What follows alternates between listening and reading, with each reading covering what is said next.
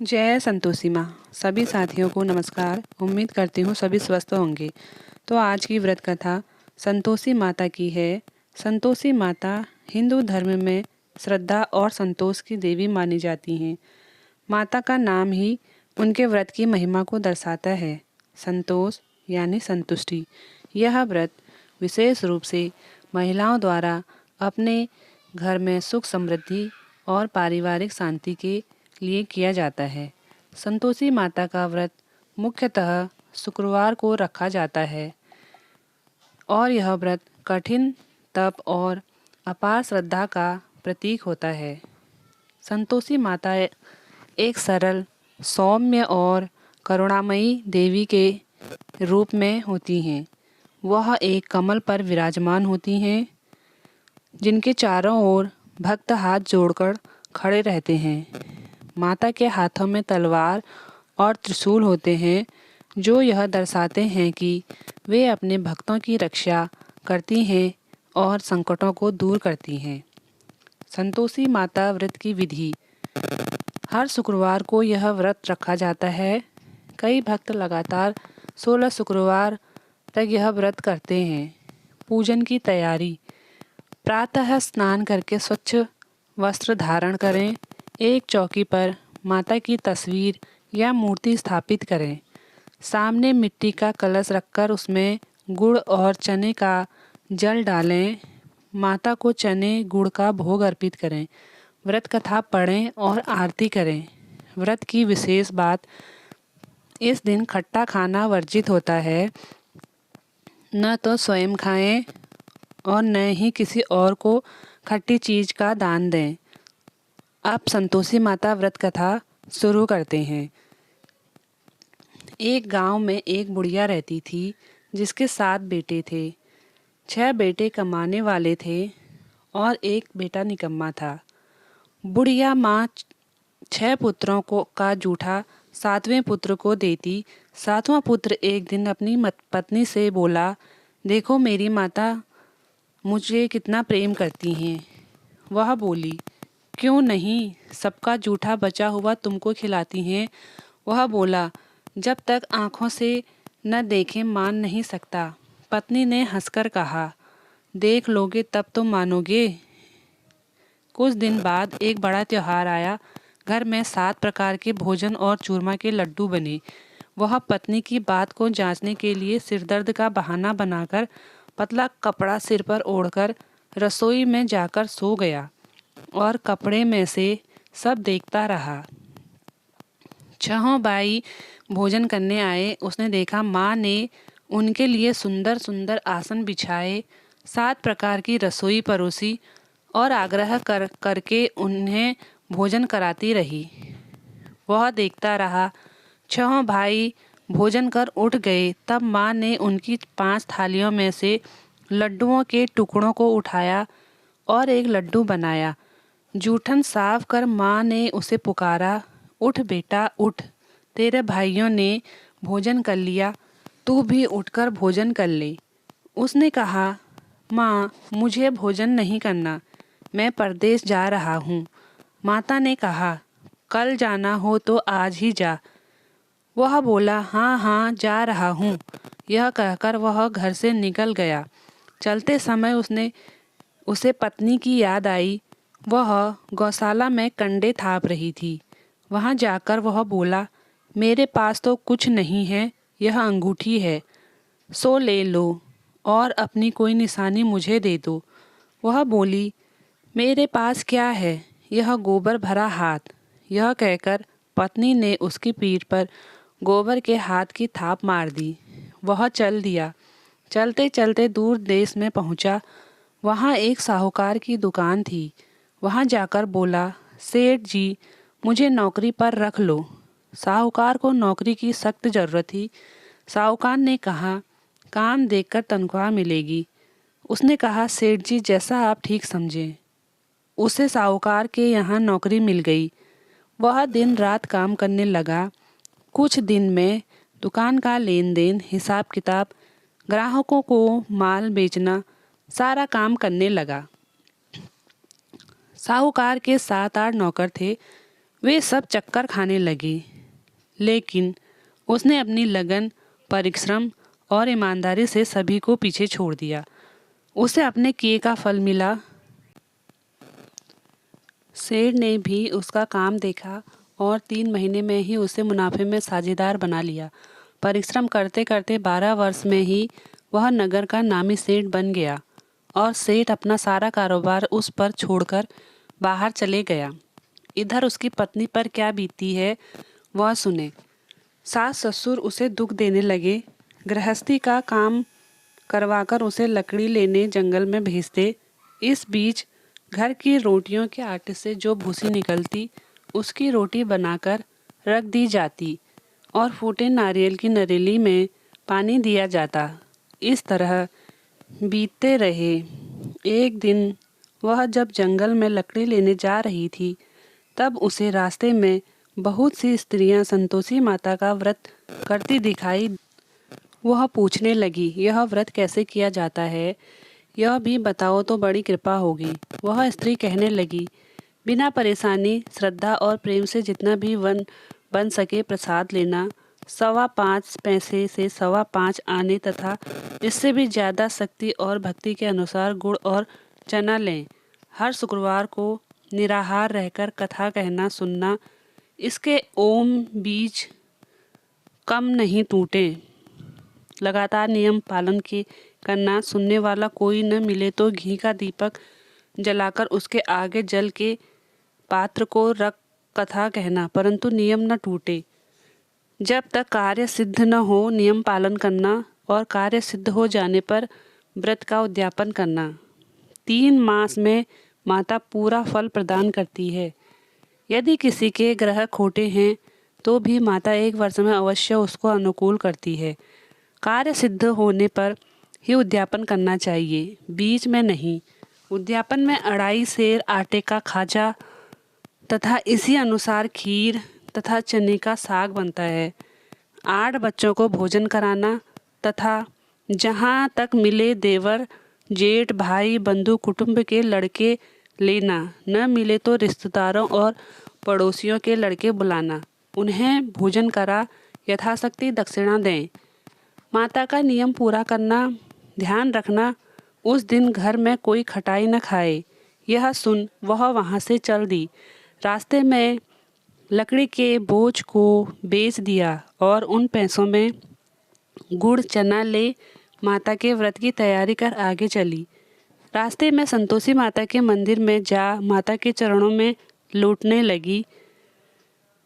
विनती करने लगी, माँ मैं दीन हूँ, निपट मूर्ख हूँ, व्रत के नियम कुछ नहीं जानती, मैं बहुत दुखी हूँ। हे माता मेरा दुख दूर कर, मैं तेरी शरण में हूँ।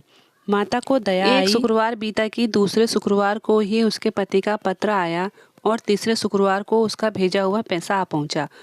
यह देखकर जेठानी मुँह सिकोड़ने लगी, इतने दिनों बाद इतना पैसा आया, इसमें क्या बड़ाई है। लड़के ताने देने लगे। काकी के पास अब पत्र आने लगे, रुपया आने लगा। अब तो काकी की खातिर बढ़ेगी, अब तो काकी बुलाने से भी नहीं बोलेगी। बेचारी सरलता से कहती, भैया पत्र आए, रुपया आए तो हम सबके लिए अच्छा है। ऐसा कहकर आंखों में आंसू भरकर संतोषी माता के मंदिर में जा मातेश्वरी के चरणों में गिरकर रोने लगी। माँ मैंने तुमसे पैसा नहीं मांगा, मुझे पैसे से क्या काम, मुझे तो अपने सुहाग से काम है। मैं तो अपने स्वामी के दर्शन और सेवा मांगती हूँ। तब माता ने प्रसन्न होकर कहा, जा बेटी तेरा स्वामी जल्दी ही आएगा। यह सुन खुशी से बावली हो वह घर आकर काम करने लगी। संतोषी माँ विचार करने लगी, इस भोली पुत्री से मैंने कह तो दिया कि तेरा पति शीघ्र आएगा, पर आएगा कहाँ से। वह तो इसे स्वप्न में भी याद नहीं करता। उसे इसकी याद दिलाने तो मुझे ही जाना पड़ेगा। संतोषी माता ने उस बुढ़िया के बेटे को स्वप्न में समझाया, पुत्र तेरी घरवाली कष्ट उठा रही है। वह बोला, हाँ माता यह तो मुझे भी मालूम है, परंतु क्या करूं, वहाँ कैसे जाऊं, परदेश की बात है, लेन देन का सारा हिसाब किताब है, कोई जाने का रास्ता नजर नहीं आता। आप ही कोई राह दिखाएं कि वहाँ कैसे जाऊं। माँ कहने लगी, सवेरे नहा धोकर संतोषी माता का नाम ले, घी का दीपक जला, दंडवत कर और दुकान पर जा बैठना। देखते देखते तेरा लेन देन चुक जाएगा, जमा माल बिक जाएगा, सांझ होते होते धन का ढेर लग जाएगा। वह अगले दिन सुबह सुबह जल्दी उठा। उसने अपने मित्र बंधुओं परिचितों से स्वप्न में माता द्वारा कही गई बात कह सुनाई। वे सब उसकी बात सुनकर खिल्ली उड़ाने लगे। वे कहने लगे कि कहीं कभी सपने की बात भी सच्ची होती है। एक बूढ़ा व्यक्ति बहुत समझदार था। वह बोला, देखो भाई, मेरी बात मानो। इस तरह सच या झूठ कहने के बदले देवता ने जैसा कहा है वैसा ही करना। तेरा क्या जाता है। बूढ़े की बात मानकर नहा धोकर उसने संतोषी माता को प्रणाम किया। फिर घी का दीपक जलाकर दुकान पर जा बैठा। शाम तक धन का ढेर लग गया। वह हैरान हुआ। मन में संतोषी माता का नाम ले प्रसन्न हो घर जाने के वास्ते गहना, कपड़ा व सामान खरीदने लगा। सब काम से निपट अपने घर को रवाना हुआ। उधर उसको पत्नी जंगल में लकड़ी लेने गई। लौटते वक्त थक जाने के कारण संतोषी माता के मंदिर पर विश्राम करने बैठ गई। यह तो उसका रोज का रुकने का स्थान था। धूल उड़ती देख उसने माता से पूछा, हे माता, यह धूल कैसे उड़ रही है। माँ ने कहा, हे पुत्री, तेरा पति आ रहा है। अब तू ऐसा कर, लकड़ियों के 3 बोझ बना, एक नदी के किनारे रख, दूसरा मेरे मंदिर पर और तीसरा अपने सिर पर रख। तेरे पति को लकड़ी का गट्ठा देखकर मोह पैदा होगा। यह वहाँ रुकेगा, नाश्ता पानी बना खाकर माँ से मिलने जाएगा।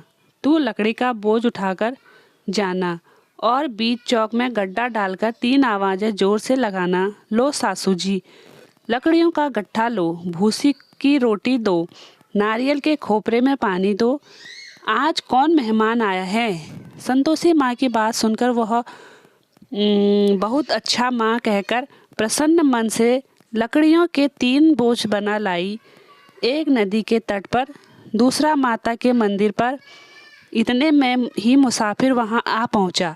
सूखी लकड़ी देख उसको इच्छा हुई कि अब यही विश्राम कर लें और इस प्रकार भोजन कर विश्राम कर वह अपने गांव में आ गया। उसी समय बहू सिर पर लकड़ी का गट्ठा लिए आई। उसने गट्ठा को आंगन में डाल जोर से 3 बार आवाज़ दी, लो सासू जी, लकड़ी का गट्ठा लो, भूसी की रोटी दो, नारियल के खोपरे में पानी दो। आज कौन मेहमान आया है। यह सुनकर सास ने अपने दिए हुए कष्टों को भुलाने के लिए कहा, बहू, तू ऐसा क्यों कहती है। तेरा मालिक ही तो आया है। बैठ, मीठा भात खाकर कपड़े गहने पहन। पत्नी की आवाज़ सुनकर उसका स्वामी बाहर आया और उसके हाथ में पहनी अंगूठी देख व्याकुल हो गया। उसने माँ से पूछा, माँ, यह कौन है। माँ बोली, बेटा, तेरी पत्नी है। आज 12 बरस हो गए हैं जब से तू गया है। तब से सारे गांव में जाकर भटकती रहती है। कामकाज कुछ करती नहीं, 4 समय आकर खा जाती है। अब मुझे देखकर भूसी की रोटी और नारियल के खोपरे में पानी मांगती है। वह बोला, माँ, मैंने इसे भी देखा है और तुम्हें भी। मुझे दूसरे घर की चाबी दो, मैं उसमें रहूँगा। ठीक है बेटा, जैसी तेरी मर्जी, कहकर माँ ने चाबी का गुच्छा बेटे के सामने रख दिया। उसने दूसरे घर को खोलकर सारा सामान जमाया। एक ही दिन में वहाँ राजा के महल जैसा ठाट बाट बन गया। अब क्या था, वह सुख भोगने लगी। अगला शुक्रवार उसने पति से कहा, मुझे संतोषी माता का उद्यापन करना है। पति बोला, बहुत अच्छा, खुशी से कर लो। वह उद्यापन की तैयारी करने लगी। जेठ के लड़कों को भोजन के लिए कहने गई। उन्होंने मंजूर किया, परंतु पीछे से जेठानी ने अपने बच्चों को सिखलाया, देखो रे, भोजन के समय सब लोग खटाई मांगना, जिससे उसका उद्यापन पूरा न हो। लड़के भोजन करने आए। खीर पेट भरकर खाई, परंतु बात याद आते ही कहने लगे, हमें कुछ खटाई खाने को दो। खीर खाना हमें भाता नहीं, देखकर अरुचि होती है। लड़के उठ खड़े हुए, बोले, पैसे लाओ। भोली बहू कुछ जानती न थी, उसने पैसे दे दिए। लड़कों ने बाजार जाकर उन पैसों से इमली खरीदी और खाई। यह देखकर बहू पर माताजी ने कोप किया। राजा के दूत उसके पति को पकड़कर ले गए। अब सब मालूम हो जाएगा जब जेल की रोटी खाएगा। बहू से यह वचन सहन नहीं हुआ। वह संतोषी माता के मंदिर में गई और कहने लगी, माता, तुमने यह क्या किया? हंसाकर क्यों रुलाने लगी? माता बोली, पुत्री, तूने मेरा व्रत भंग किया है, इतनी जल्दी सब बातें भुला दी। वह बोली, माता, भूली तो नहीं हूँ, न कुछ अपराध किया है। मुझे तो लड़कों ने भूल डाल दिया, मुझे क्षमा करो माँ। माँ बोली, ऐसी भूल भी कहीं होती है? यह बोली, अब कोई भूल नहीं होगी। अब बताओ मेरे पति कैसे आएंगे? माँ बोली, पुत्री, जा, तेरा पति तुझे रास्ते में ही आता मिलेगा। वह मंदिर से निकलकर बाहर आई तो रास्ते में उसे अपना पति आता नजर हुआ। उसने पूछा, कहाँ गए थे? वह बोला, इतना धन जो कमाया है उसका कर राजा ने मांगा था, वह भरने गया था। वह प्रसन्न होकर बोली, भला हुआ, अब घर चलो। फिर अगला शुक्रवार आया। वह बोली, मुझे माता का उद्यापन करना है। पति ने कहा, ठीक है, करो। वह फिर जेठ के लड़कों से भोजन कर को कहती है। जेठानी ने लड़कों को सिखा दिया कि तुम पहले की तरह खटाई मांगना। लड़के भोजन करने बैठे, लेकिन भोजन करने से पहले ही कहने लगे, हमें खीर पूरी नहीं भाती, जी बिगड़ता है, कुछ खटाई खाने को दो। यह बोली, खटाई खाने को नहीं मिलेगी, खाना हो तो खाओ। उनके उठकर चले जाने पर उसने ब्राह्मणों के लड़के बुलाकर भोजन करवाया। दक्षिणा की जगह उन्हें एक एक फल दिया। इससे संतोषी माता प्रसन्न हो गई। माता की कृपा से 9 माह बाद उसको चंद्रमा के समान एक सुंदर पुत्र प्राप्त हुआ। पुत्र को लेकर वह प्रतिदिन संतोषी माता के मंदिर में जाने लगी। माँ ने सोचा कि यह रोज आती है, आज क्यों न मैं ही इसके घर चलूं, इसका आसरा देखूं तो सही। यह विचार कर माता ने भयानक रूप बनाया। गुड़ और चने से सना मुख, ऊपर से मुंड के समान होंठ, उस पर मक्खियां भिनभिना रही थी। दहलीज में पैर रखते ही उसकी सास चिल्लाई, देखो रे, कोई चुड़ैल डाकिनी चली आ रही, लड़को, इसे भगाओ, नहीं तो सबको खा जाएगी। बहू रोशनदान से देख रही थी, वही प्रसन्न हो उठी। आज मेरी माता मेरे घर आई हैं, यह कहकर दूध पीते बच्चे को गोद उतार दिया। इस पर उसके सास को क्रोध में भरकर बोली, अरे रांड, इसे देखकर कैसी उतावली हुई है, जो बच्चे को पटक दिया। इतने में माँ के प्रताप से जहाँ देखो वहाँ लड़के ही लड़के नजर आने लगे। यह बोली, माँ जी, मैं जिनका व्रत करती हूँ, यह वही संतोषी माता हैं। इतना कह उसने झट से घर के सारे किवाड़ खोल दिए। सब ने माता के चरण पकड़ लिए और विनती करने लगे, हे माता, हम मूर्ख हैं, अज्ञानी हैं, तुम्हारे व्रत की विधि हम नहीं जानते। तुम्हारा व्रत भंग कर हमने बड़ा अपराध किया है। हे माता, आप हमारे अपराधों को क्षमा करो। इस प्रकार बार बार कहने पर संतोषी माता प्रसन्न हुई। आप संतोषी माता कहने लगी, आपकी बहू को जैसा फल दिया वैसा सबको दूंगी। जो यह कथा सुनेगा और या पढ़ेगा उसका मनोरथ पूर्ण होगा। जय संतोषी माँ।